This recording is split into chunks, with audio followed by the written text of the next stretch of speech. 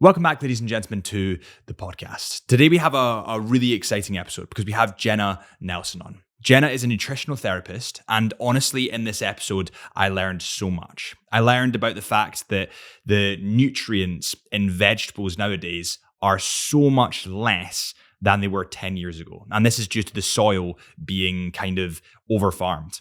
I do a terrible job at explaining it. I'm sure Genna will do a better job, but that is just one of the things I've learned. I've learned how your genetics can interact differently with the food that you eat and what to do to tailor your diet to your genetics. Honestly, this was a super interesting conversation about nutrition and about how you can better your nutrition. But without further ado, let's get into this episode of the Into the Mind podcast.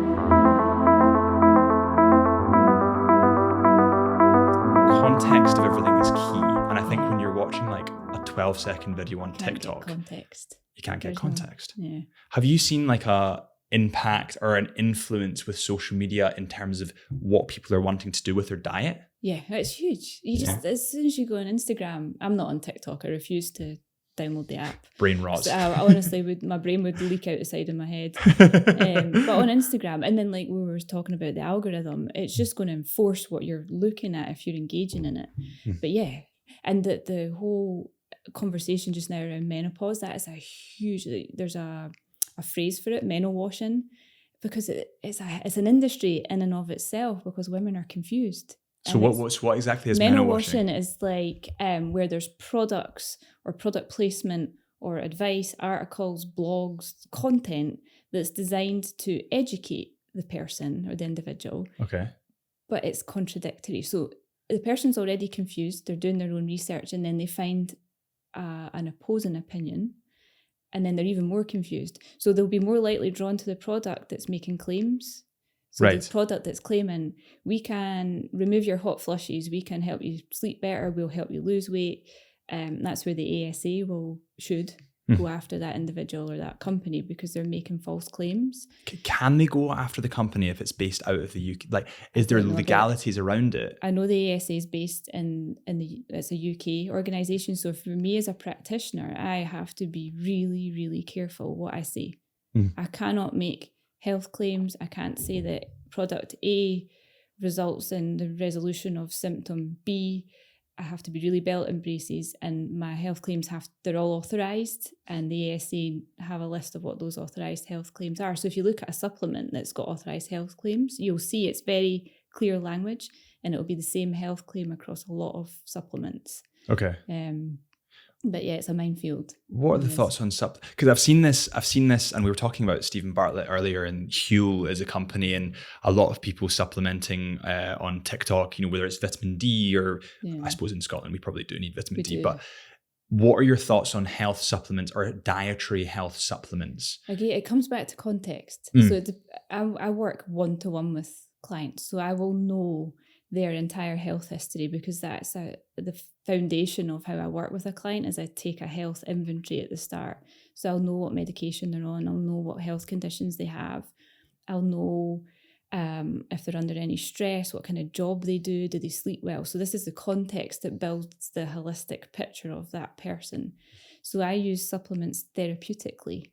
Okay. So what that means is vitamin D is a different one. So we could probably start with that. So vitamin D, everyone needs to be supplementing vitamin D, especially if you're in Scotland, in the Northern Hemisphere, from October through to end of March, you need to be supplementing because the sun is not high enough in the sky to have the correct angle to hit your skin to make vitamin D. So you need to supplement. And even if you've had a good summer where you've been exposed to the sun, vitamin D has a half-life. So you might have topped it up during the summer, but it's going to run out. So you need to top it up supplementally and through your diet. So I use supplements therapeutically. So that's an example of a therapeutic intervention.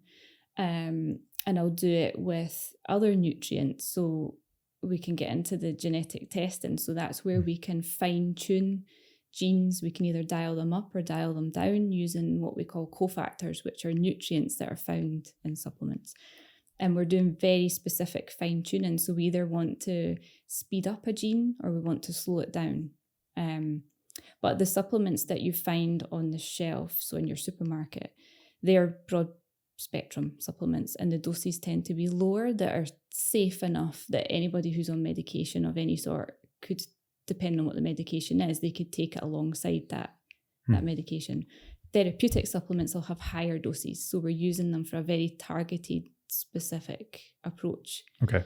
So again, it's context. The ones on the shelf will have bulkers, fillers, toxins, chemicals, and it's really down to the consumer to look at the back of the box and educate themselves on what are they actually taking and why are they taking it. I see a lot of people who come to me with like carrier bags full of supplements and they don't know why they're taking them. They've just seen an advert or they've heard that vitamin C is good for the immune system, so they're basically rattling with, supplements. So what I will do is look at what they're taking and then really strip that back. But can we do it with diet first? Can we take a food first approach and then top up what we need to with supplements? That's a good point. So you're basically saying that you should maybe get the diet correct. Absolutely. Food first. Prior always. to, yeah. Right, okay. And I suppose the reason for that is that if you get the diet correct, the rest will follow, right? It should do, yeah. Okay. But there's arguments on that too, because our soil is far more depleted than it was before. So the nutrient status of food that's grown in the ground or on a tree, it's not as high. I mean, there's studies that show that the amount of nutrients in a carrot is not what it used to be decades ago. Wow, why is that? Just because of genetic? Because we're over farming our soil. So every time we farm, we deplete the soil of its nutrients. Yeah, and we need those nutrients in the soil to help the vegetables grow. Oh wow. Yeah. So we don't know that as consumers, right? We're unaware of that. So yeah. So even if we were to eat the nutrient, like let's say I was to eat a piece of broccoli, it would not have, typically speaking, the same nutritional sort of benefit as a piece of broccoli 10 years ago. Yeah, so there's a sort of line of thought about eating how our grandparents used to eat, but their food was more nutritious. So the food that they were growing 50, 60 years ago was grown in soil that wasn't over-farmed. Okay. Is it something like in the States, they've something like 2 decades or maybe not even that left of viable soil left to farm, because they've so intensively farmed that the soil is completely devoid of any nutrients. That's frightening. Wow. Yeah. That's terrifying. And as civilians and individuals, we don't know that. And so even with all this farmland in the UK, because I mean, Scotland's We're lot slightly of it's different. farm. Yeah. So our meat, for example, this is something I love about Scotland. Our meat is grass fed, so it's raised on grass, which is what you want. Whereas if you eat meat in the States that's full of antibiotics, it's raised on different grains and things to fatten the cattle up, whereas our cattle is raised on grass, and you can tell that. You can tell the difference in the quality of our meat. Tender, you can taste it more. You get it in Aldi. Aldi steaks are grass-fed steaks, and they're inexpensive. Big advocate for Aldi. Aldi steaks. Cheap and cheerful. Exactly. But once you educate yourself and you know what you're looking for, you can go and find it. Yeah. So do you think there's as well as the nutritional value of, like, let's say a broccoli 10 years ago was better than it is today, would you say that some of the meats that we're eating, especially like chicken, because they're battery farmed, I wouldn't touch it.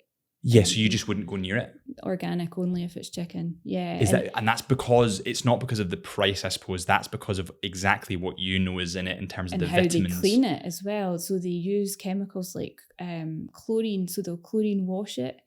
Anyone that's worked in the food industry knows this. Well, Lynn mentioned this. So Marks and Spencer's, just to name drop, and also maybe definitely your local butcher will have access to animals that have been reared ethically, and they're not battery hens. They've not been shoved in a tiny little space. They've been free roaming, and you can tell in the quality of the meat. I won't buy supermarket chicken because it's just nasty. And then once you know how it's been reared and then how it's been looked after, and a lot of our meat that's coming in is not UK meat either. That's the other part to this. So it's the standards around the welfare of that animal are significantly lower than the UK standards. Yeah. So yeah, organic only when it comes to chicken. Yeah. And ideally red meat as well if you can afford it. Do you think the red meat's bad? Like, I always hear this stigma, especially when I go to the doctors, and it's like, don't eat too much red meat. It can cause cancers. Would you disagree, or what would your kind of viewpoint on that be? Personally, I don't restrict red meat. Okay. If you have good quality grass-reared meat, the nutrient status is what you need it to be. It's not full of chemicals. There's arguments to say, and this is a contentious topic, it's not the red meat that's causing the cancer. Okay. It's the pesticides, the stuff that's sprayed on it, or maybe not pesticides. It's likely the nutrient devoid food that you're eating with it, if that makes sense. Okay. So if you're eating highly processed foods that maybe contain red meat, or you're eating burgers and whatever from fast food joints, it's the chemicals around the fast food part of it that's not helpful. That's raising inflammation in your body. There's arguments on both sides, and this is it's back to context again. It's what is right for that individual. Some people don't do well on lots of red meat, and it just depends on what their constitution is. Some people prefer fish or white meat. But from a nutrient perspective, I would always try and encourage, can you at least have some red meat in your diet? And it's difficult because I'm flying in the face of what your doctor's saying, which is, mostly people will always default to what their doctor has said. But the doctor can't be good. I've said this in another podcast. Doctors are a lot of the time deemed as God. Yeah. I have friends that are doctors and they're absolutely fucking mental. So like they can't always be put on a pedestal. You need to think of your own, like bring your logical brain into it. Caveman hunter-gatherers would eat red meat. Yes. So how could that red meat then turn bad for you? Well, maybe what you're saying is correct. You're eating processed red meat. Yeah. And a lot of doctors they're not trained in nutrition. If they are open-minded, they'll have done advanced training in nutrition or lifestyle medicine, or they'll have specialised in that area. But their training does not take them into macronutrient understanding, nutritional status, none of that. So how can they have a meaningful conversation with a patient? They can give diet and lifestyle advice, but it's very generic and it's very basic. It's like a blanket almost it's for blanket everyone. Generic advice. Whereas if you go to a nutritionist or a nutritional therapist, it's specific to that person. It's unique. And this is the danger if you come back to social media. Anything that you read or hear is generic because it has to be, because you're talking to an audience. Whereas if you're working one-on-one, you're homing in on what is correct for that individual, what is unique to them, and that's specialised. And that's not for everyone. Some people are not ready for that kind of specialist intervention. They want the general calories in, calories out model. Yeah. But there's more to it than that. 100%. But there's also, I suppose social media rewards a very broad topic, right? There was a guy, do you know James Smith? No. The PT? Oh, yes, I do. Sorry, yes. English guy. Yes. Brilliant. Yeah. I personally think he brings it back to sense. He talks sense and he just cuts through all the bullshit. Well, he's not a bullshitter, is he? He's just very black and white. Exactly. And he was talking about a guy that was saying, if you put lemon in your water, you'll start to lose weight because this has this in it, and et cetera, et cetera. And James Smith was like, do you really think that putting a squirt of lemon or 3 drops of lemon in your water every morning is going to do fucking anything for your diet? He was like, don't be so stupid and don't fall for these these people that don't actually know what they're talking about. They're trying to be rewarded by the algorithm. So what they've done is, there's a little bit of truth in that, but again, the context is massively missing. So the lemon water will stimulate the liver, and the liver will then help your digestion to produce more stomach acid. So some people do apple cider vinegar as well, and there's a big weight loss thing around that. But the context is missing, because what you're actually doing is helping your digestion to break down the food. But you can't do that if you're then stuffing your face with burgers, cakes and cookies. Like, are you mad? And that's where you need a holistic approach. It's not just one thing. So you can't just kid yourself into thinking, well, take this supplement and that will fix everything. You've got to look at all areas of your life. If you're staying up late and binge eating before you go to sleep, boozing, and then you're drinking, but then you think if you take a supplement that will correct it, then you're kind of lying to yourself that that's not going to get you where you want to go. So you would say that the kind of the bottom line of it is, you need to strip everything else back and look at your diet first, essentially.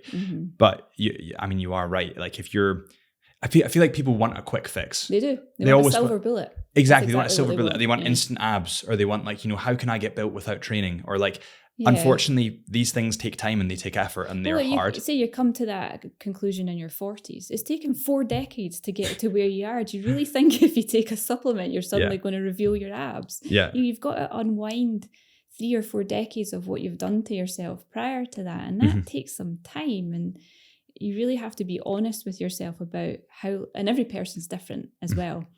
And then if you throw chronic stress in the mix, if you've got a stressful job or a stressful home life, no matter what you do with your diet and lifestyle, that stress will always win. It will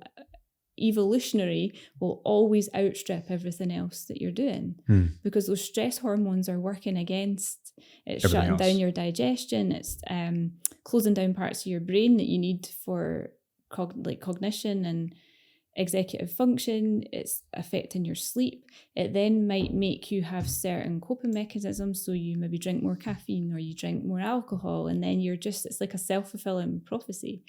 So it really is that, what you said is a nice phrase, stripping it right back to, hang on, okay, what time do I actually go to bed? Am I going to bed at a time that's right for me? Do I eat breakfast? Is eating breakfast right for me? And it's individuating it for that person. Now, if you put that person out there and they're consuming content that's misleading, the context is missing, so they don't actually know what is right for them. So they're trying to do it piecemeal. So I'll see people will come to me and they've tried different things and they're looking for that one thing. And then it's a conversation about, actually, it's not just one thing, it's lots of things done consistently. And through that, you're building a foundation that's immovable, it's solid. So no matter how much your stress ramps up or you go through a period of time where you're maybe not sleeping, you've got this solid foundation that you'll always come back to. And it's not based on calorie counting, it's not based on restriction, it's based on simple things done consistently. I always talk about that 1% better. So most people, they just want to feel 1% better, 10%. 10% better than, and a lot of people don't know how good feels because they've never felt it. Context, we'll keep coming back to that. And it's the thing that's massively missing in that industry. It's key. And you said something interesting there about stress. And this is something that I've literally not even looked at my notes yet, but there was something that I wrote down that I wanted to ask you. Burnout and stress. I think that you are right in the way it's like a self-fulfilling cycle, right? Because let's say I was out in London this weekend, so it was my birthday. Went out in London and I had a rough weekend, and I came back and I thought, I'm going to get a pizza because I feel shit. And then I woke up in the morning and think, I feel shit. I'm going to get a bacon roll. And then I have the bacon roll and I go into work and I can't be bothered making lunch. I'm going to go out for a Greg's. And then you just keep spiraling. Keep going, What impact would diet have on burnout and stress, especially when you have like a stressful job? So I've been there. So that part of your brain, when you're stressed, shuts down. So you cannot make, as much as you want to, and you'll tell yourself, you cannot make considered choices. So physiologically, also what's happening is your insulin is shot through the roof because your cortisol is shot through the roof. So when your cortisol raises, it pushes your insulin up. And that's where your cravings will come in. So your insulin's high, your cortisol's high, your adrenaline's pumping through your body. You're effectively in fight or flight. So you're not making considered good choices for what is good for you. Your sleep's probably knackered as well because your circadian rhythm is completely shot and you're in survival mode. You're not making good choices in that moment. And this is something I'm really passionate about talking to clients about, because this is something my industry actually perpetuates and it frustrates me. We'll write a protocol for a client and we'll say something flippant like, manage your stress. Now, if you've ever been in chronic stress, someone telling you to manage your stress levels is the last thing that you want to hear, because you're like, well, I would if I could, because it's a physiological thing that's happening that you really don't have any control over. It's just freewheeling. But there are things you can do, and it's knowing what those things are and also giving yourself grace. that actually in this moment I am in survival mode. I might just be reaching for refined carbs because that's what my body just needs, instant energy. And you can do that for a short period of time. But if that becomes a prolonged coping strategy, that's where the problems come in. And arise. Yeah. Because that then becomes normal. You think that that's normal. All right, everybody, let's just take a quick break for a second to talk about the sponsors of the Into the Mind podcast. Chisholm Hunter are the sponsors of the podcast, and Chisholm Hunter are a luxury family-owned retailer that specialize in luxury watches and also luxury diamonds. And to top that off, they're actually world-renowned for their luxury diamonds. If you're looking for something for yourself or a loved one, if you like watches like Tudor, Tag Heuer, Omega, Vacheron Constantin, Blancpain, and many, many more, and are looking for a safe, authorized dealer, then Chisholm Hunter are the luxury retailer for you. So if you're looking for something for yourself or a loved one, head to chisholmhunter.co.uk. That's chisholmhunter.co.uk. And while you're there, make sure you use the discount code CHSUB, that is CHSUB, for an exclusive 10% off selected lines. That's CHSUB at chisholmhunter.co.uk, chisholmhunter.co.uk. And on that note, let's get back to talking to Genna. See, if someone was to come to you and said, listen, I'm in that cycle of just fast food and drinking, and then I feel bad, so I have 6 coffees, and then all the, it happens to all of us, I think, at least at one point in our lives. What would be your kind of quick advice if you were to give a quick fix for helping the diet to help stress and burnout? Yeah, so blood sugar levels. So anyone that's ever worked with me will know that I just hammer this home for everybody, even if they're stressed or not. If you can stabilize your blood sugar by prioritizing protein, so put protein in the morning. So a lot of people will do their Cocoa Pops or their whatever, Shreddies, which is highly sugary. It's going to spike your insulin even more. So if you've already got a high insulin level, you're just throwing more lighter fluid on a raging fire. So put protein in. So you're kind of blunting it off. The eggs or... Yeah. I mean, there's no rules. We sometimes have leftovers. So if you've got leftover curry or chili, I delay breakfast a little bit because I do sort of time restricted eating. So my lunch kind of becomes brunch, so about 11 or 12 o'clock. So we'll do leftovers. So maybe a leftover chili or curry. So you've got that hit of protein in the morning or a protein drink. And then that stabilizes your insulin. So you're not going to get that crazy peak, because on the other side of that peak is a crash, but you crash way lower than where you started out. And that's the point at which you're looking for the coffee, the sugary drinks, the cakes, quick hits. Something quick, because your blood sugar is so inconsistent. But if you can help to blunt it out, so protein at every meal helps to stabilize that. That will take your foot off the adrenaline pedal, the internal adrenaline and internal stress hormones. It starts to take the pressure off. Then once you're balanced, you can then make more conscious choices. So it's a tip, if you're hungover, you're going to want to, physiologically, you're going to reach for the carbs because your insulin's all over the shop. But if you can kind of teach yourself, right, I want the carbs, but can I have something that's protein dense first? Yeah. And then if I still want the carbs, then I'll have them. So protein at every meal, especially breakfast, if you can do it, if you can stomach breakfast. And you don't think the proteins, because I've heard, again, different people talking, it's probably on social media. I've probably been influenced by social media, but people are saying, you shouldn't have protein all the time because too much protein can lead to certain types of cancer, and too much protein. It's context. That's a blanket statement to a population. The clients that I see, when I look at their food diary, they're under-eating. Definitely under-eating protein. They're surviving on refined carbohydrates. Sugars. Yeah, so there's probably some protein around dinner time, maybe, if they have a chicken fillet or some fish. That's the only time in the day that they've had any protein. Where was it at breakfast? Where was it at lunch? And we need the amino acids. We can get on to talking about dopamine as a neurotransmitter. We make that from the amino acids that we get from protein. Oh, that's interesting. Wait, so in order to have dopamine, you need amino acids. In order to create amino acids, you need protein. You need to have it in your diet.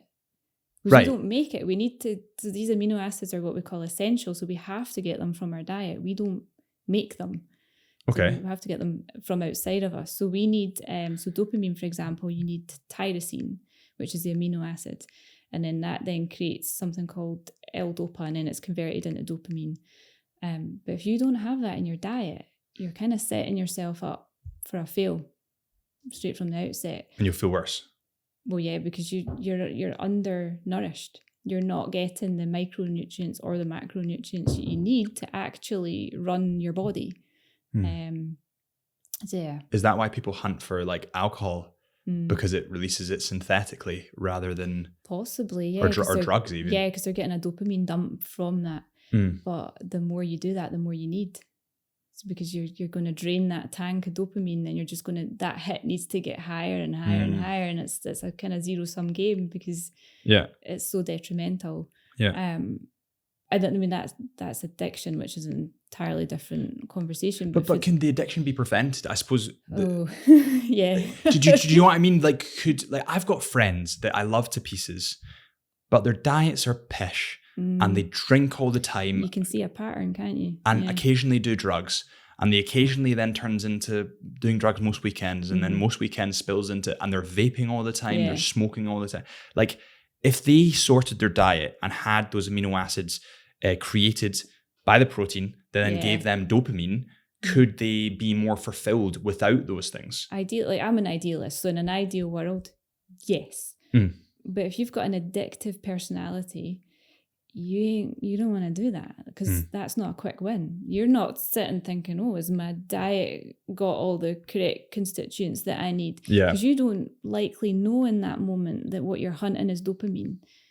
You don't know that until you work with someone who points it out, but it's unlikely that they will seek that out. So yeah, on paper, you probably could say, yes, you could see on the pathway, yes, if you corrected X, Y, Z. that, then possibly. But there's so many other factors involved that's not, addiction is a multifaceted conversation. It's not really about the substance. There's trauma in there, likely. There's a backstory. There's lack of nutrients. Lack of education as well. Yeah, there's a genetic component. There's family history. So much. And that individual is probably not, they're switched off to that. They're just doing what they're doing because it makes them feel good. So those are not the clients that are coming to me. They're the types of clients that are coming to me are ones that are saying, like, they've maybe had, say, for example, an ADHD diagnosis, or they think that ADHD might be something that's relevant for them, or they recognize that they're hunting dopamine. They're doing things that they know they feel good in the moment, but in the long run, they kind of feel icky after it. So we can look at their pathways. We can see, well, genetically, are you someone that at the start of that pathway, is your diet optimal? And then down that pathway, have you got the cofactors that you need in your diet to help with the conversion? Are your receptors sensitive enough that even if you are making dopamine, are they listening? So do we need to dial that up a little bit?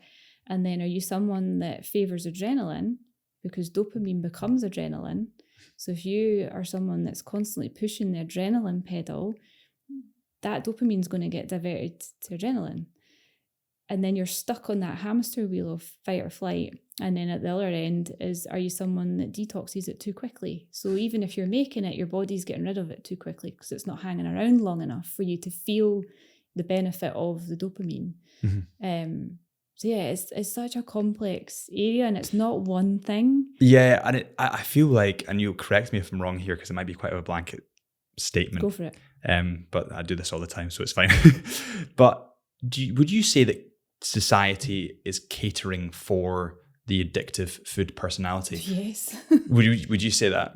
I don't have the facts to hand, but I know there are groups of people within industry, so like the food industry, for example, where their job is to make that food as addictive as possible.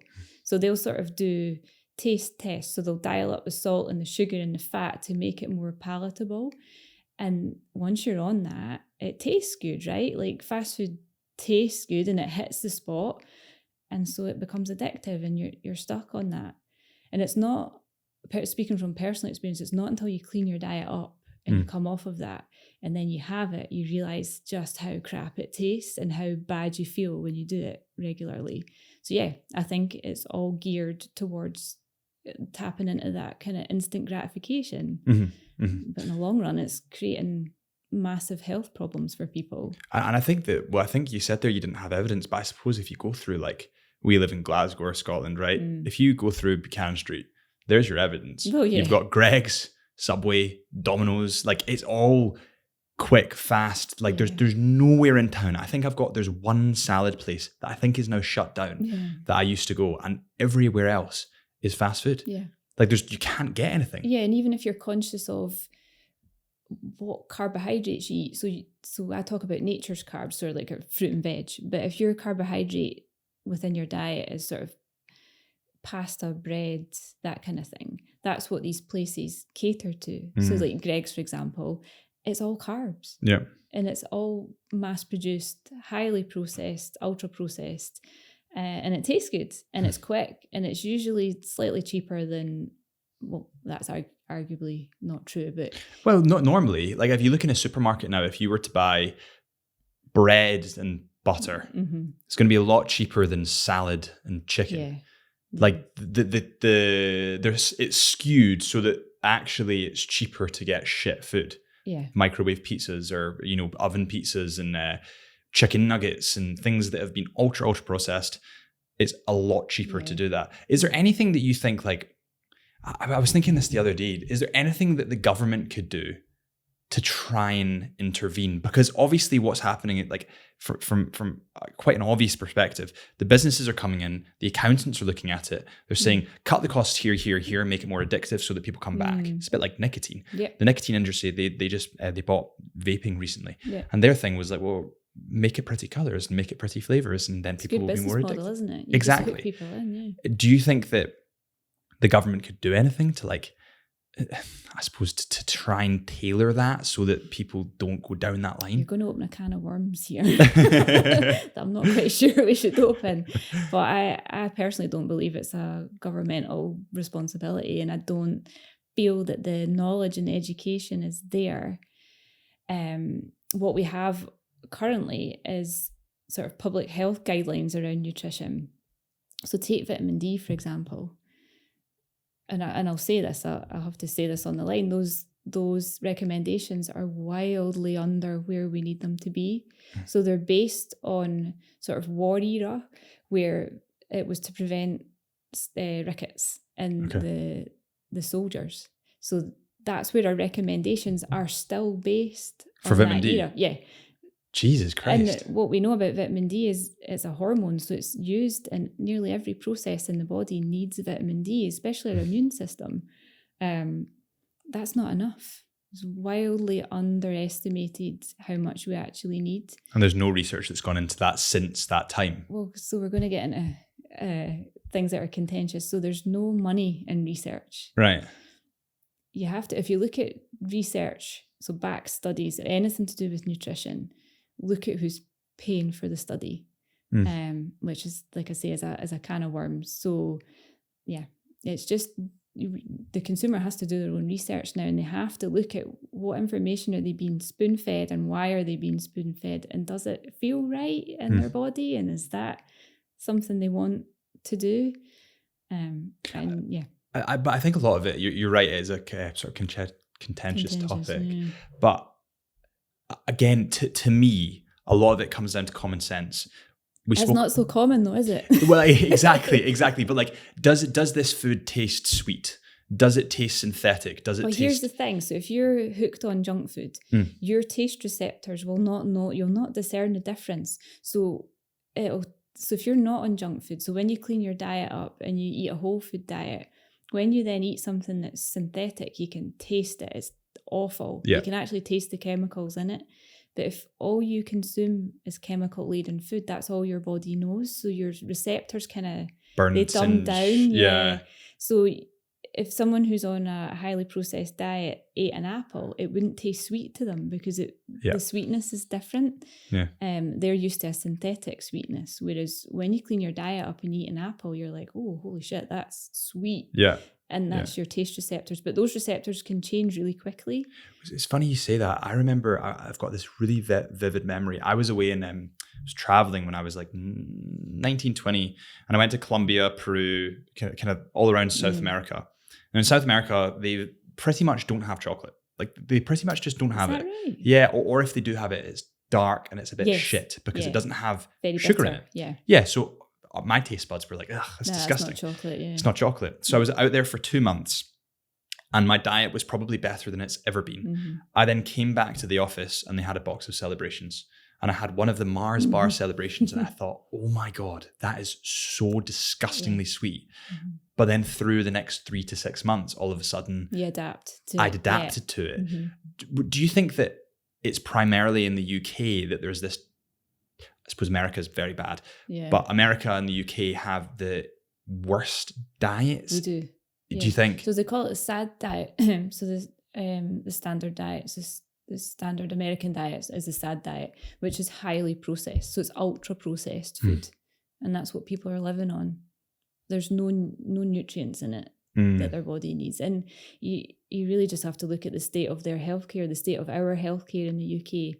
It's all lifestyle driven chronic diseases.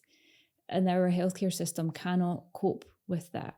So I believe it's a civic responsibility to take care of your own health so that we talk about taking the pressure off the NHS. That would be the best way to do it, is to look after your own health. So you're then not relying on that system. That system's there for acute medical care. Like if you break your leg or you're in an accident, you want to be able to go to hospital or have an ambulance come and tend to you. But they're caught up in this bunch of people who have just, their health has spiraled. It's free falling, and there's no mechanism in place to catch them because there's a lack of education. You've got lack of resources a lot of the time for people. There's a socioeconomic part to that. There's poverty. It's multifactorial. So when you say about the government, it's there's lots of layers to this. And I think one layer specifically, and this is something that I was going to ask you about, because I have I've voiced my views on this before, I think on one of the other podcasts, but what are your views on like body positivity in terms of like, especially when it comes to overweight and obese? Because you've got plus size models, you've got overweight models. To me, a model is someone to aspire to. And you're never going to get there because these models are working out 6 hours a day, every day, and you don't have that time. But if you say Zac Efron's really hot, I want to get abs, I think that's a good goal. Like, I think that's a good thing to aim towards. Whereas if you're looking at a obese person and saying, oh, it's okay to be obese then, I think that's really dangerous. It's a dangerous line because on one hand, we're normalizing that. Not normal. There's something that's not normal. Yeah, so there's clearly a metabolic thing going on for that individual. But again, it comes back to context. Someone can carry more weight, and then you look at their markers, so their blood markers. Cholesterol might be fine, insulin's fine. It depends on that. It depends on genetics. It depends on build. But I think there's a line, and I think we are straying over that line. But if I can speak from a woman's perspective, there's an immense pressure on women to be a certain size. But there's so many factors that go into weight gain. So when a woman reaches that point in her life where her hormones are vastly different, so estrogen is vastly declining, progesterone's left, the body's got a mechanism that will start to store fat because that fat tissue releases a form of estrogen to help balance out that decline in estrogen. So she might be eating exactly how she's always in her life, exercised all the same way she's done through her 20s and 30s and 40s. And then suddenly she hits her 50s or late 40s. And all the things she was doing before are now not working, and she's rapidly putting weight on, and she can't understand why. Yeah. So societally, she's then going out into the world and she's feeling like, oh, I'm here as I'm like a fat woman, I'm overweight, but there's so much more going on. Stress is a big factor as well, and genetics. And then there's other conditions and it affects women where they'll put weight on and it's a different kind of fat tissue. So it's not one that can be lost through diet and exercise. It's an autoimmune condition. So again, they're kind of falling into this category, and it's really easy to look at someone and judge them and say, well, you're you're fat and lazy. Just go out for a run and change your diet. But there's so much more going on for that person than just this very basic calories in, calories out mentality. If it were that easy, people would do it, but there's multiple factors going on, and you don't get to know what those factors are until you sit down with someone and you have that one-to-one conversation. And then you're like, oh, there is an autoimmune component in your family, and it's been passed down, and then this person's health is kind of displaying what that. So yeah, I think it comes back to this context thing again, isn't it? But I think that's when you get older, and I can understand that. But like, I suppose autoimmune issues are issues, and they definitely have their place. But when you look at, let's go to America. I don't know what Annabelle, would you be able to look up what percentage of the American population are overweight? Oh, it's frighteningly high. I don't know the number. And it changes daily. That's why I'm just double checking. But I'm pretty sure that, let's say 60% are overweight, something like that. I'm pretty sure maybe 1% of them do have these issues, you're right. and that's very, very, you can't say anything to that. Nearly 1 in 3 adults. 1 in 3 adults. Terrifying. So 1 in 3 adults in America are overweight. So let's say that 10% of those 1 in 3 adults do have these issues. Which is possible, Which is plausible and possible. The 90% that are young, that are in their 18 or even younger than that, 16 to mid 30s, that are overweight. That's the category that I just categorically do not agree that they should be not looking themselves in a positive light, but they can't think that it's healthy to be that way. There's metabolic damage there for sure. And it's not just metabolic. I mean, the heart attack risk goes up, the cardiac arrest. That's all part of it, And the rates of depression, anxiety, self-harm, suicide, it's all linked to metabolic damage. Well, so that's interesting. So metabolic damage through diet can lead to depressions, anxieties, and there's a link, And that's just purely because of the dopamine levels, or there's one element is dopamine, but your microbiome in your gut is where you make your immune system, but it's also where you make your serotonin. So you need serotonin. I didn't know that. So and then interesting. I worked with someone who went to her doctor, and she said that to her doctor, and her doctor said exactly the same thing. I didn't know that. Yeah. Just frightening. But you need serotonin for your mood, to feel contented, to feel buoyant, to feel like sort of safe in your life. So if your diet is devoid of any nutrients, and then you're consuming anti-nutrients, so ultra-processed foods take your body longer to break down, so it takes nutrients away. So if you're already depleted, you're then depleting yourself even further. So to kind of think through a stereotype, you're an 18-year-old kid, you're into gaming, and you live in your parents' basement, so you're not getting any vitamin D, you're in darkness constantly, you probably don't sleep very well because you're gaming all the time, your diet's terrible, you're rapidly putting weight on, you're then really mucking around with your neurotransmitters, your gut health will not be good at all because you're not eating a gut healthy diet.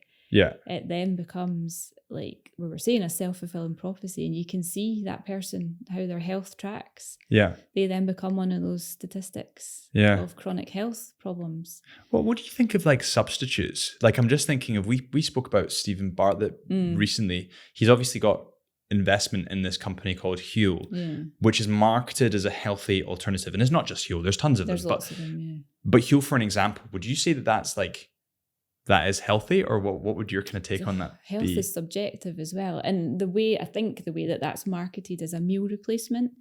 So for me personally, I'm uncomfortable with that, because it's given the impression that you can skip your meals and just replace it with Huel. So there is a place for that. I do a protein drink, although I'll make it myself. It's not a processed one. I'll do that in the morning before my breakfast, because I'm looking for a particular amount of protein. But I'm not skipping meals at the rest of throughout the day. And I don't know, I think it's this quick fix, silver bullet mentality. It just doesn't exist. Everything has its place. And as long as you keep it in that place, but it's dangerous, right? Because we're all busy and we all want a quick fix. So I think it's aimed at the individuals that are, too busy doing other things, and maybe their health is not a priority and they just want something that's quick.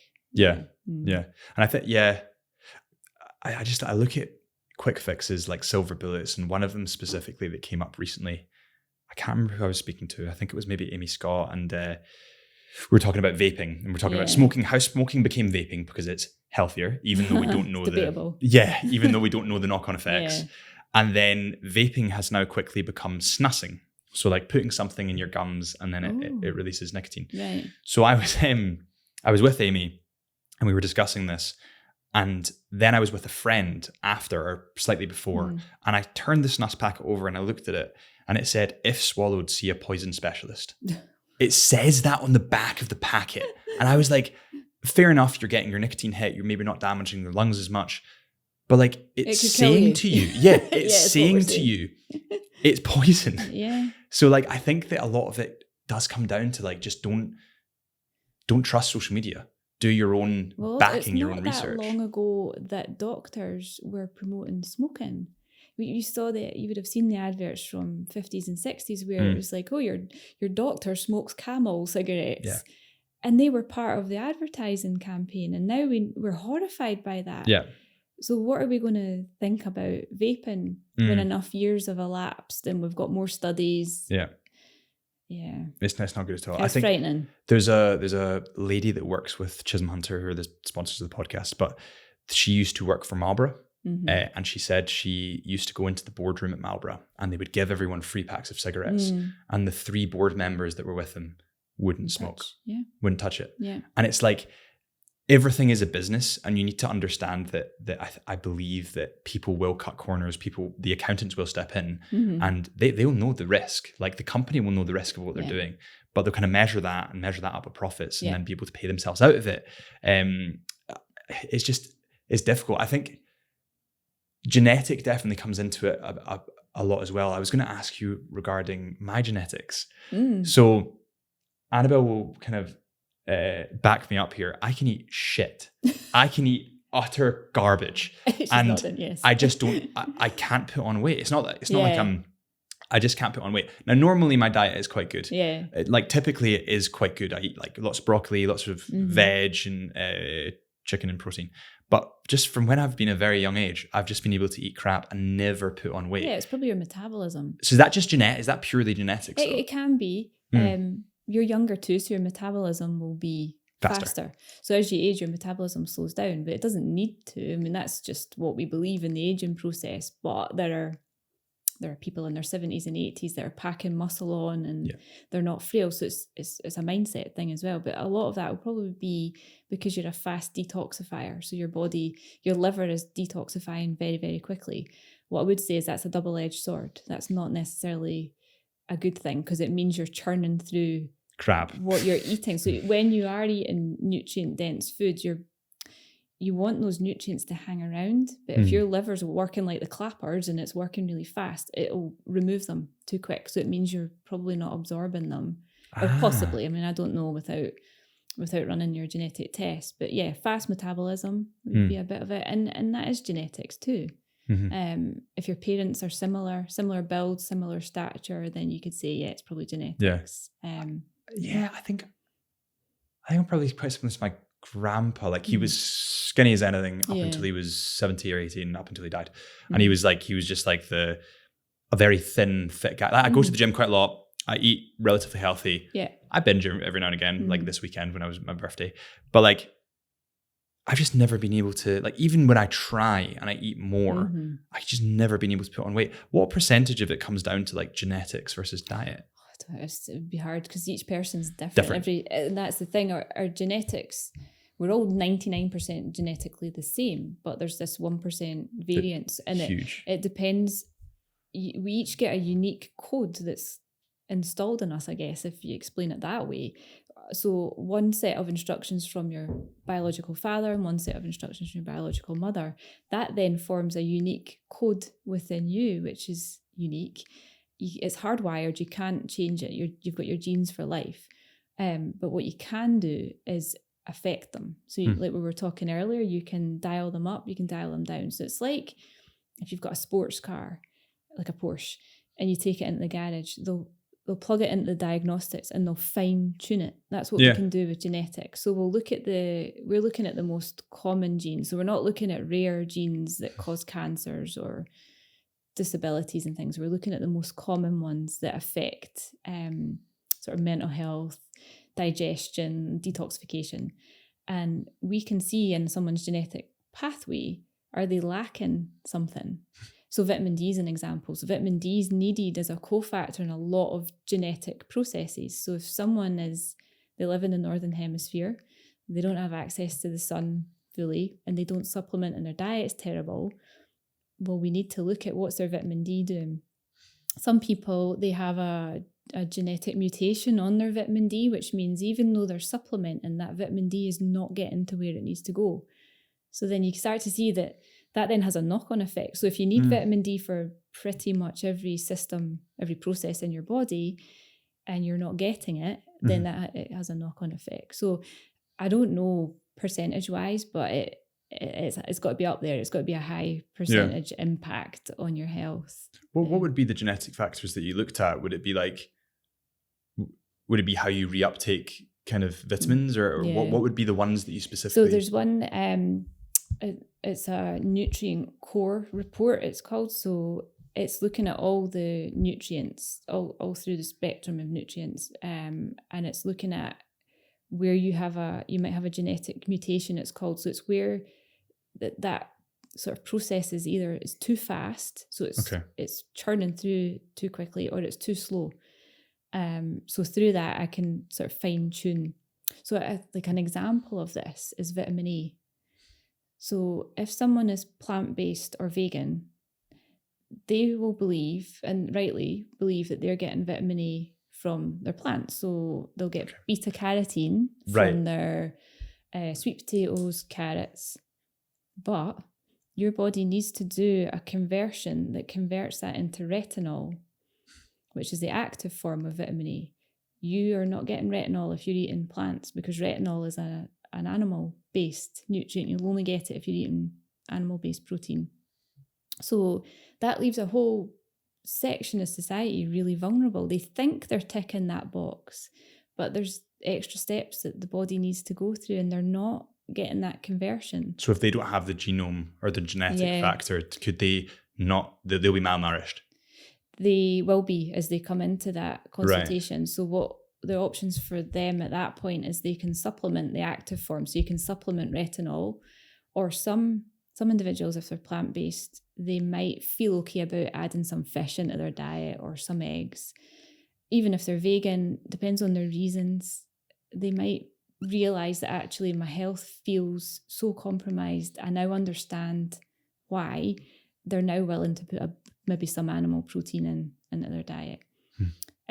So signs of that are night blindness. So if you're driving along at night and you're really struggling to see, that's a sign, because it affects vision. You need vitamin A for vision. Right. Okay. Yeah. So again, it comes back to... So you just go totally... Do you lose your sight, or like how? Well, it's night blindness. So it's like your eyes...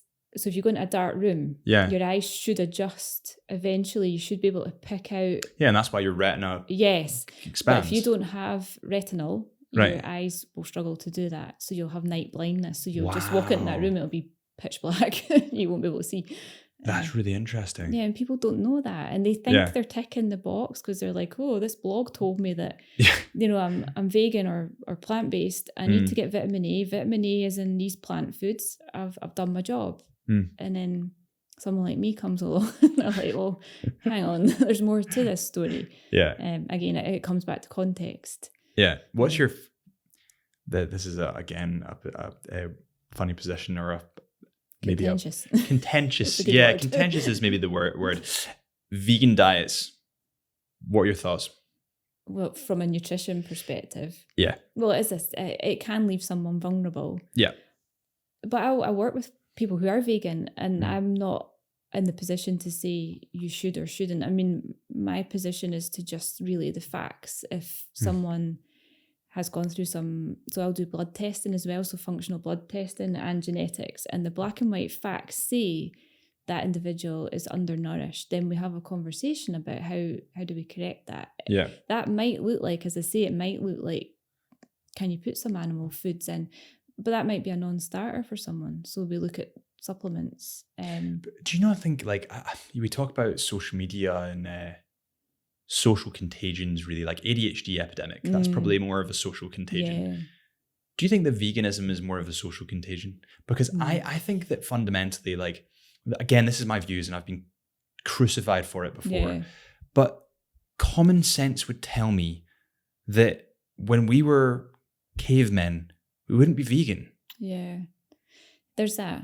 And then you've got the strong ethical side of it, which I do struggle with too. If I overthink it too much, I get it. I can see it. And it really depends where that person is mentally. It's an ethical decision. And they'll know themselves.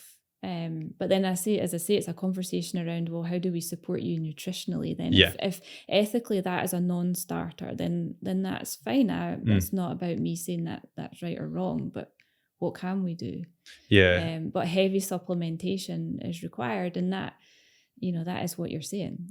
We shouldn't need to supplement. Exactly. And then when it comes to supplements, as we've discussed with like, I don't know, Huel is your, whatever it is, or normally these supplements have accountants looking at them saying, we'll make it a bit sweeter because that'll be more addictive. And you've got coconut milk, make it do this and make it this. Like, I feel like people are overcomplicating something that's actually very simple. Don't eat fish. Drink lots of water.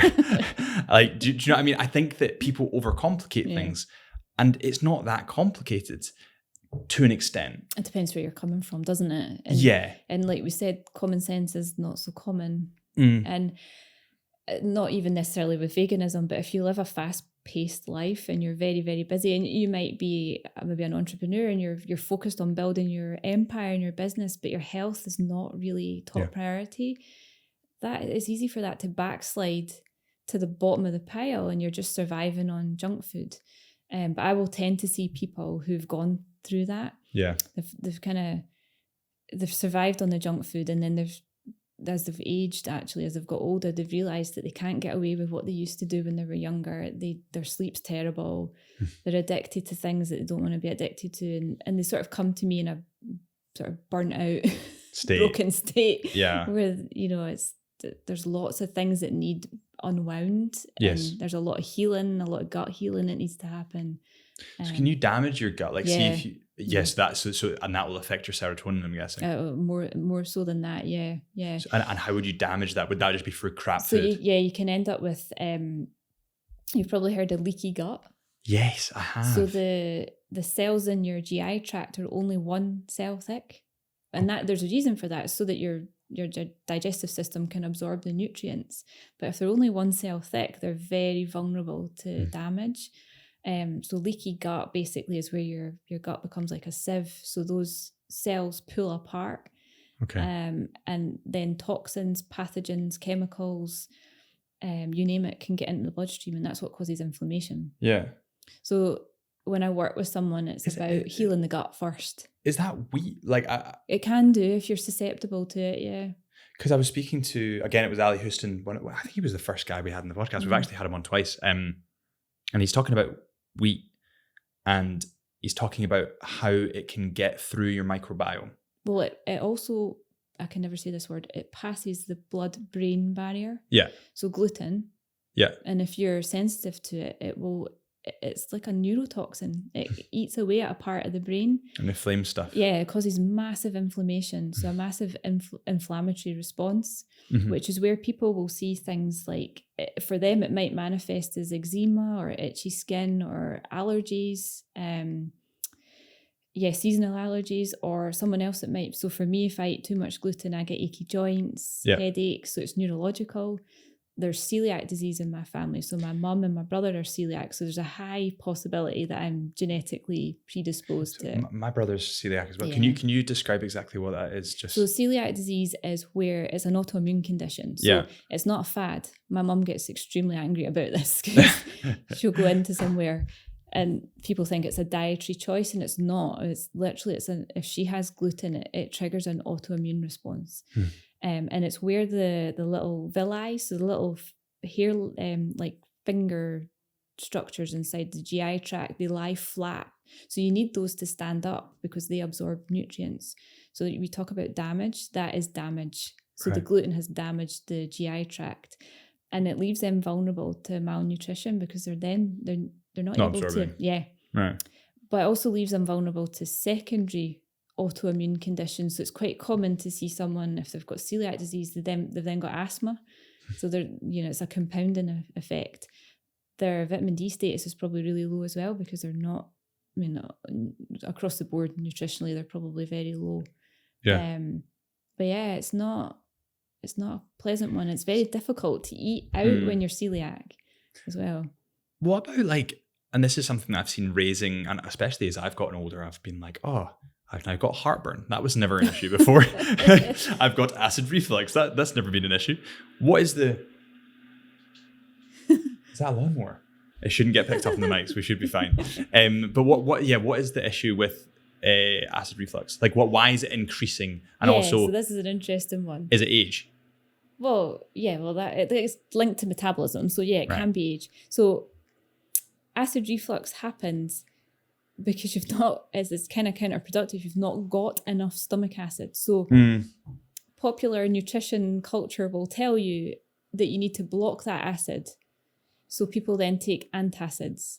That then causes a bigger problem because you're suppressing stomach acid. So you need stomach acid to break your food down. Right. So wait, what's antacid? Is that just anti? So is that like a? Can I name drop? Can I say product names? Yeah. So of course. Like Rennie's, Gaviscon. Right. Okay. I've used Rennie's. Yeah. Okay. So what's happening is the acid is backwashing up, and you're feeling it at the back of your throat or in your esophagus. Right.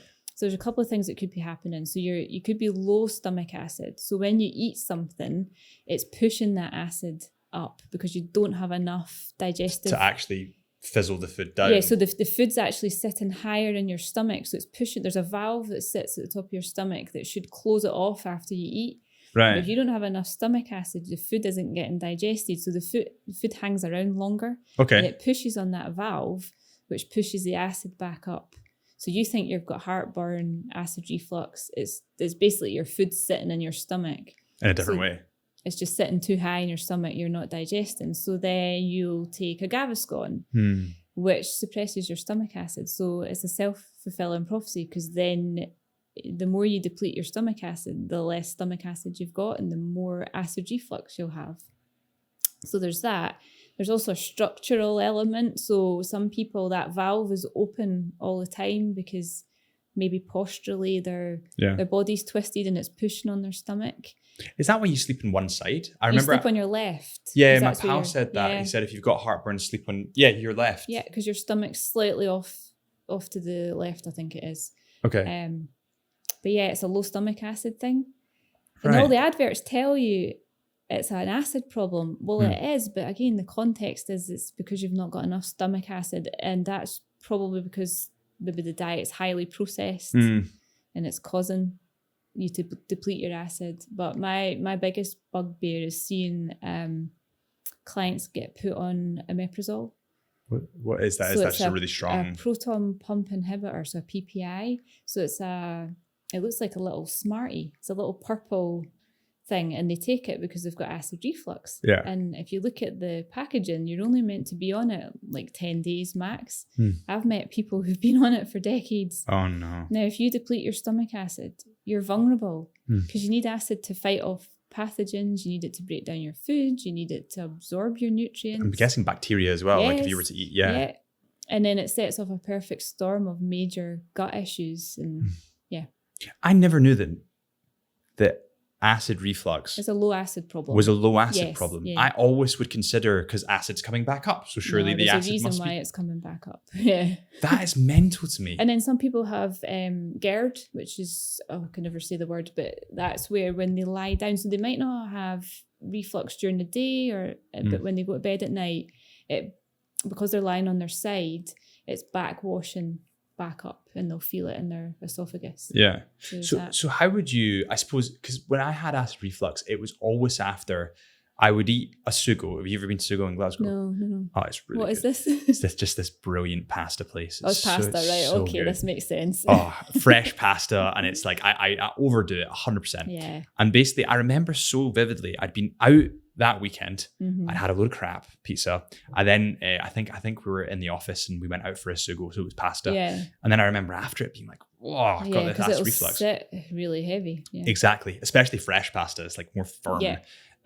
So I started taking Rennies and Gaviscon, Mm-hmm. and I eventually just had to cut out essentially carbs, Mm-hmm. bread and pasta mostly.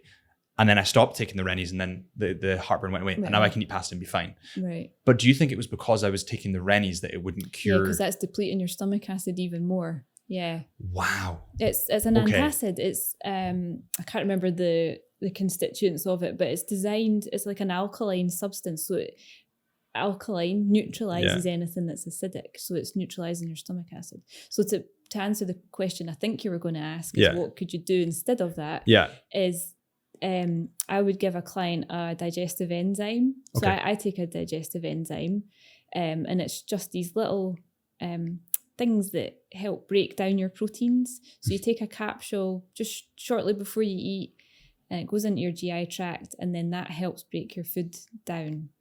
Things like apple cider vinegar, if you take a tablespoon of that and some warm water before you eat, that helps it supports your liver, which then supports your digestive system. It's simple when you know how. Exactly. But also, I know we were talking about doctors earlier. It was a doctor that's one of my best pals that was like, you need to start taking Gaviscon. Well, they survived on that, right? Because when they went through medical school, that was nothing about health. That getting through medical school, probably, I know a few doctors where it seriously wrecked their health. Yeah. Cramming all hours, eating whatever, stressed. Stress causes acid reflux. Yeah. They will have survived on that. And then that becomes a coping mechanism, because then they get to a place where they can't eat without a bottle of Gaviscon somewhere. Yeah. And they need it. They So, but like if you were to stop, do you think it's healthier to let your body essentially get the acid levels back naturally rather than taking the Gaviscon?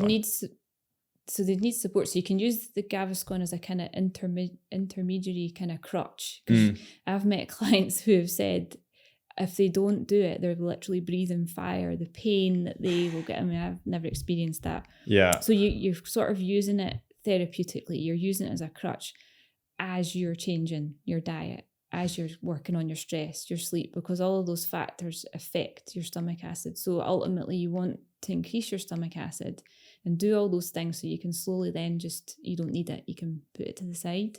I've worked with people who've done that. Yeah. I can't tell a client to come off of medication, but we've put support in where they've then not needed the omeprazole. Yeah. So they've then gone back to the doctor and said, I don't need that. And do you suggest, do you say to your client? I can't tell them that. I can strongly hint, but I can't tell them to You'd come off of it. Yeah, there's another way we could do this. Yeah. So you put the support in, and then eventually that crutch, they'll not need it. They can just drop it away. Isn't it terrible that especially it's so nice and quiet now, isn't it? Yeah. I just realised that. Isn't it incredible, or not incredible? Isn't it really scary that within the NHS they have this massive pill pushing culture? It's a pill for an ill, yeah. Yeah.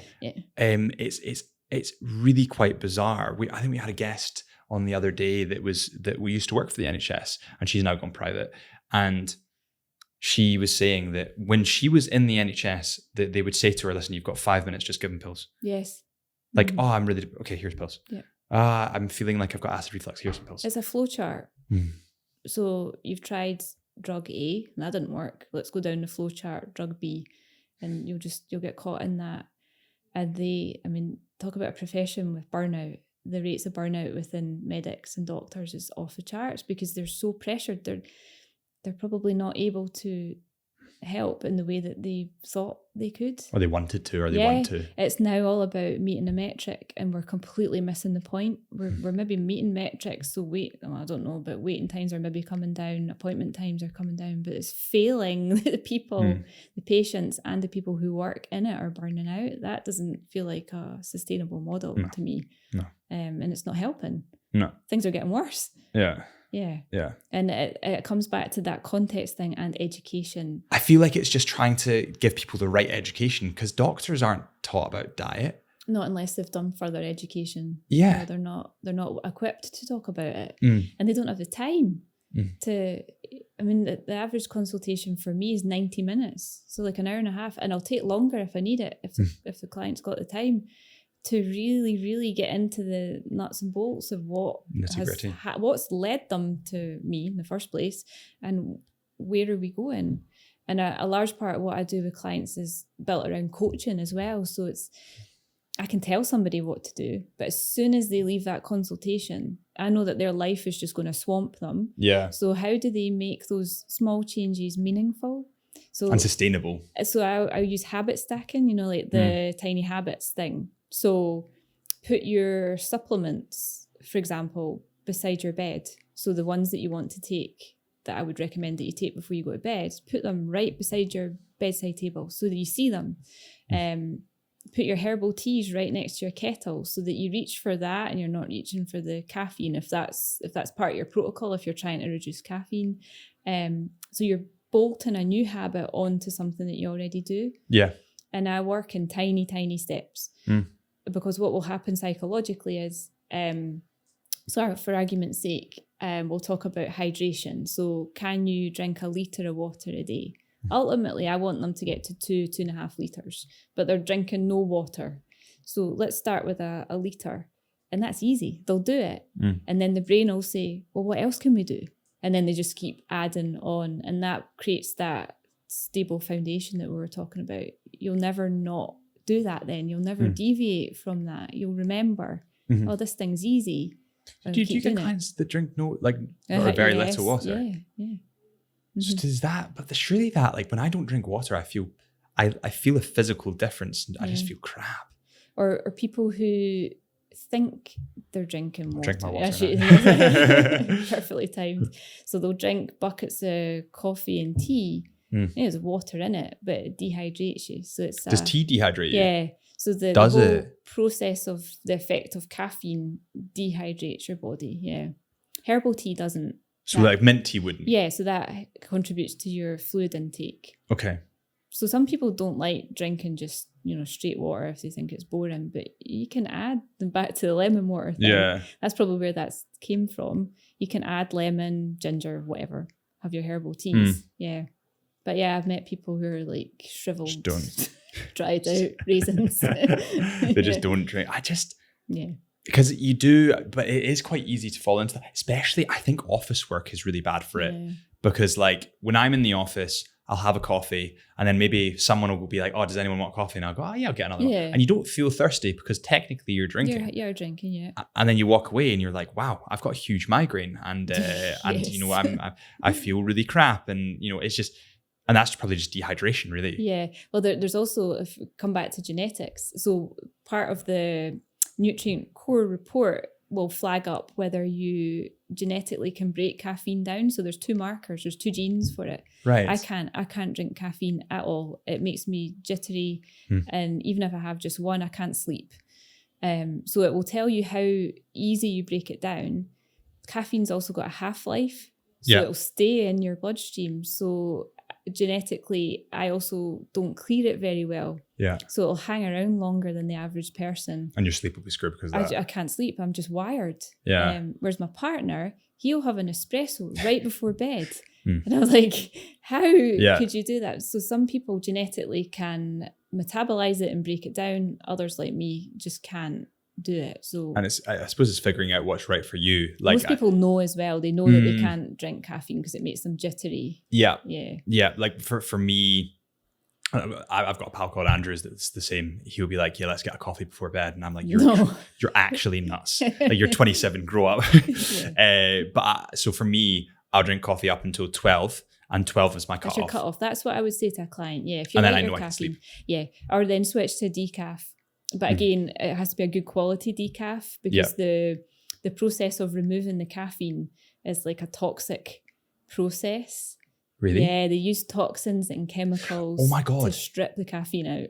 Annabelle, could you look this up quickly? See, because I remember showing my dad this, Yeah. because he was like, "Oh, I always drink decaf because it's healthier. It's healthier." No. And I remember in Switzerland, and I was like, "But how do they actually make decaffeinated?" No, it's caffeinated and then they remove the caffeine. What's the chemical in it? It's a I solvent. can't remember. Is it adenosine or? Steamed and then rinsed repeatedly with the chemical solvent to flush away the It's a caffeine. solvent. So they use a chemical solvent to steam it repeatedly to take it out.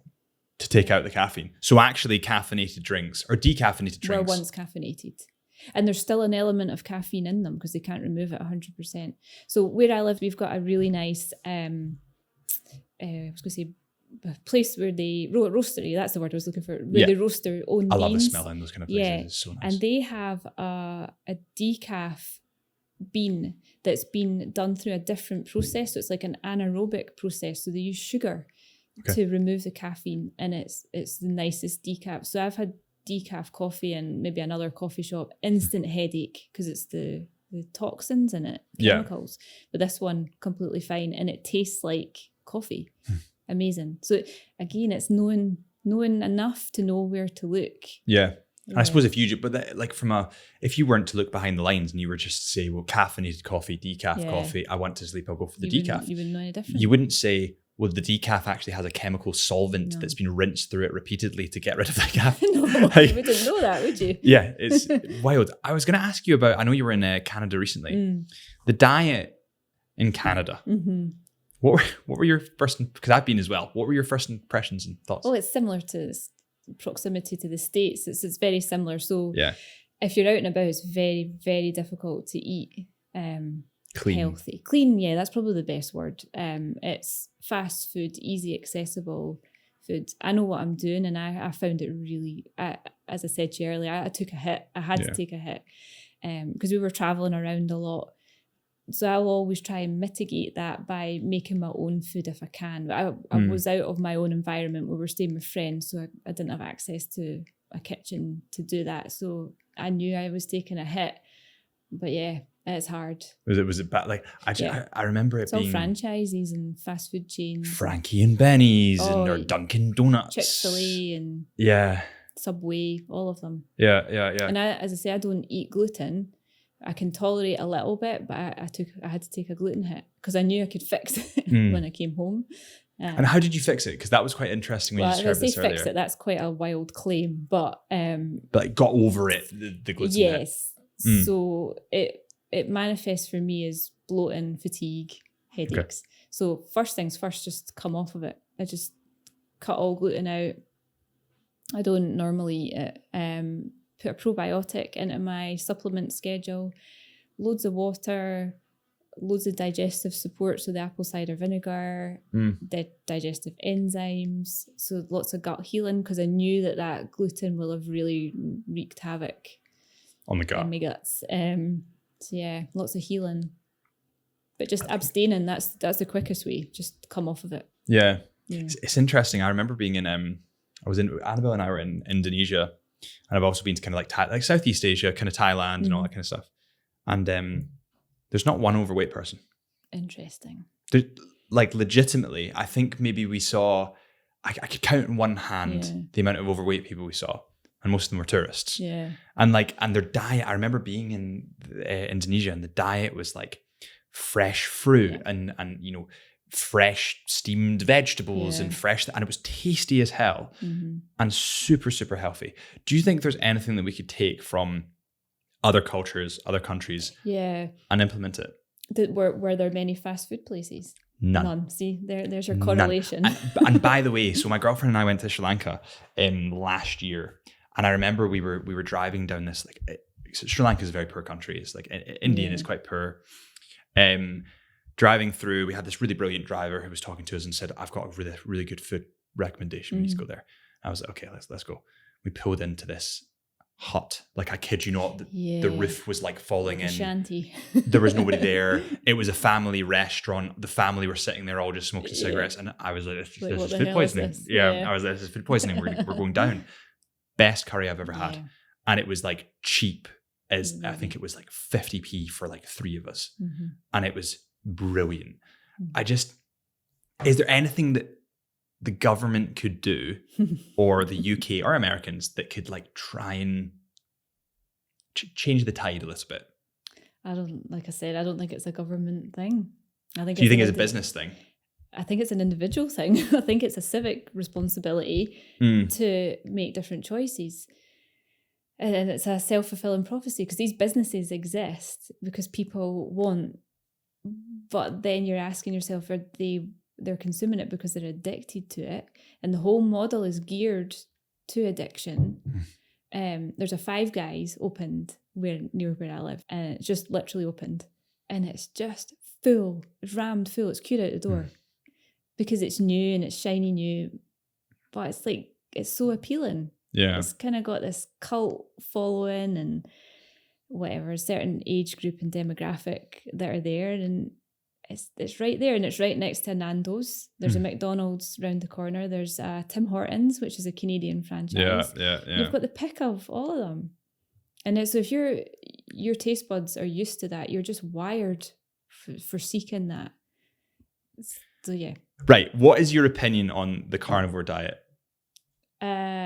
Okay, this is what every nutritional therapist will say. It depends. And again, it's context. I haven't personally tried it, although I have followed the sort of feedback of other people who've done it, and they've done it for particular reasons. So there's prominent personalities in social media who've done it for specific reasons. Maybe they've got an autoimmune condition or whatever, and they are espousing the massive benefits that they've had from it.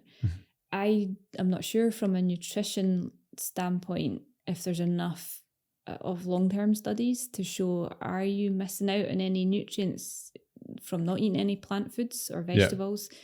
I don't know. The kind of jury's out for me. I'm unsure. And I can't really give a balanced answer because I've not tried it. It doesn't fit with my physiology. But I know people who have done it. Because it's the influence, as we discussed before, it's like that sphere of influence with Jordan Peterson. And his daughter, Michaela Peterson, she did it because she had, or still has, serious autoimmune condition that was affecting her joints, and she was in massive pain. Yeah. And she's talking about how following the carnivore diet has reduced, if not eliminated, the pain completely. But I would argue that there's something else going on underlying that would need investigated. I don't think it would be sensible or as easy to say, oh, it's just because she's now eating meat. There's got to be something else going on there. There must be something that she's not taking in now that maybe was triggering. So in some people who are so inflamed, all foods start to inflame them. So grains, for example, can really inflame your joints. It can cause pain, and so there's more. We're coming back to this context thing again. It's really difficult to say, to hang your hat on one particular thing, which I never do anyway. I never say this diet is the diet of all diets. It depends on the person. What about keto?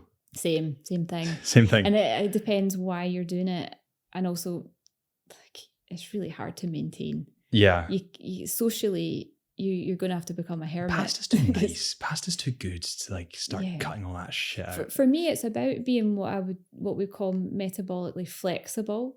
So you can maybe do a bit of keto, which probably looks more like low carb, high protein, moderate fat. And that's probably what everyone should do, especially nowadays. That's basically what the Mediterranean diet is. If you were to pick an ideal diet or a way of eating, the Mediterranean diet, there's a lot of research, there's enough studies to back it up. But you can flex in and out of it. So if you have a night out and you have a bowl of pasta or whatever, it's not detrimental. You can then revert back to what you were doing before and being able to just flex in and out of that. So you're allowing your brain to run on glucose and then allowing it to run on ketones. So you can switch in and out of it. And there's a lot of research to show that that's actually healthy. That keeps your body metabolically primed to switch in and out of that. Yeah. I'll send you that podcast after with Ali, because that would be interesting. It's really interesting. It's also the first podcast I ever did, so that I was so awkward. But the information in it's really, really good. In terms of what he was saying, and he knows all the names of every study that he's like, the guy's super smart. For people who have epilepsy, I mean, that's where it came from. That was what Exactly. it was. The protocol for epilepsy was the ketogenic diet. And I know people who do practice it for that reason, but it does make your life very, very small. Yes. But if you're faced with what feels like the threat of seizures that are very detrimental to someone who has epilepsy, I suppose that's a trade-off, right? You're prepared you'll have to do that. But for most of us, we're maybe not willing for our life to be that restricted and that small. And it's about deciding that you can just flex in and out of it. You can take bits of it that work for you and maybe drop the restrictive part of it. Yeah. I did have last one, but I've realised we've already covered it, which is veganism. So I think we've already covered that one. Well, listen, I suppose I think that's our time, but thank you so much. I really appreciate it. Where can people find you if they're looking for you? Yeah, I'm on Instagram, so it's just gn.wellness on Instagram. I'm on LinkedIn, just type in my name into LinkedIn, and my website is gennanelson.com, and it's Genna with a G. Amazing. Yeah. Amazing. Thank you so much. Thanks for having me.